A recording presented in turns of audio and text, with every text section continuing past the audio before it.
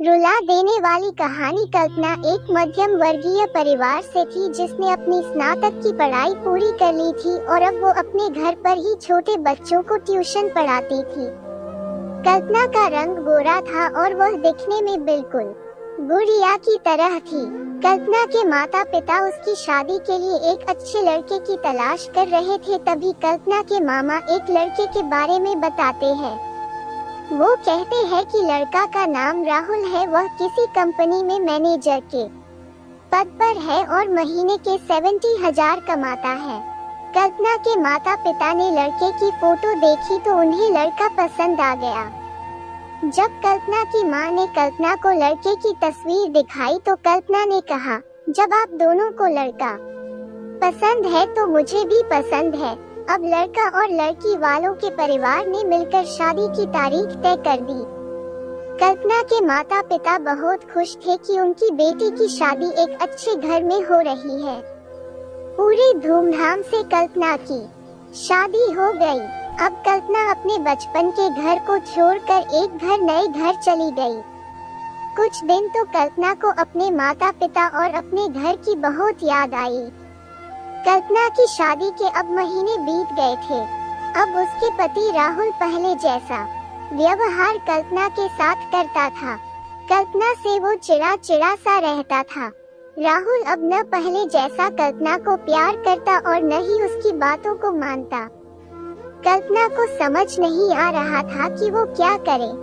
वो बस रोकर अपने दर्द को कम करने की कोशिश करती। एक दिन कल्पना को पता चला कि राहुल सिगरेट पीने के बहाने छत पे जाता और किसी लड़की से बातें करता है।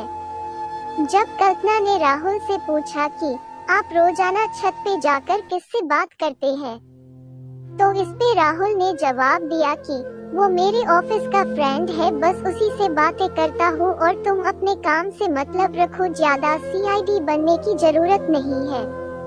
होली का दिन था। राहुल के कुछ दोस्त उसके घर आए थे। सभी ने घर पर पार्टी किया।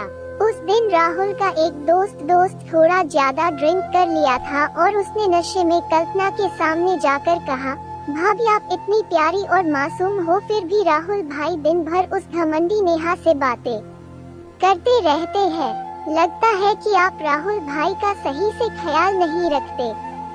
ये सुनकर कल्पना का शक अब हकीकत बन चुका था।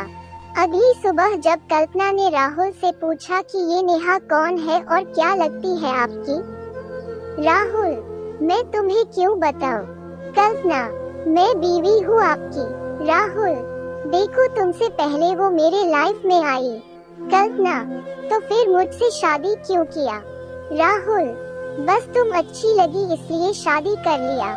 कल्पना, अब तुम देखना मैं उस कामिनी लड़की को कैसे सबक सिखाता हूँ।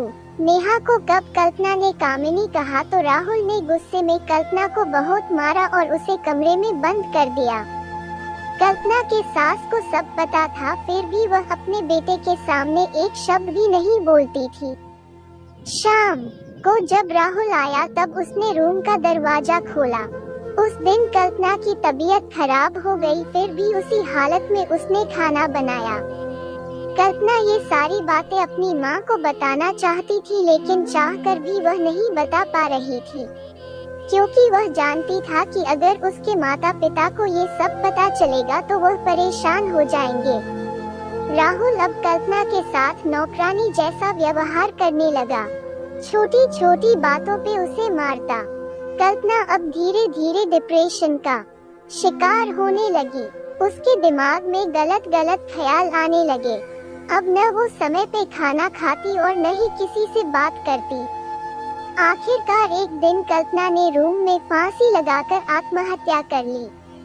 कल्पना ने आत्महत्या का कारण किसी को नहीं बताया, लेकिन उसके सास को पता था कि कल्पना ने आत्महत्या क्यों किया।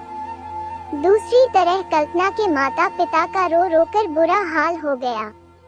कल्पना की मां ने पुलिस को आत्महत्या कारण उसके ससुराल वालों को बताया।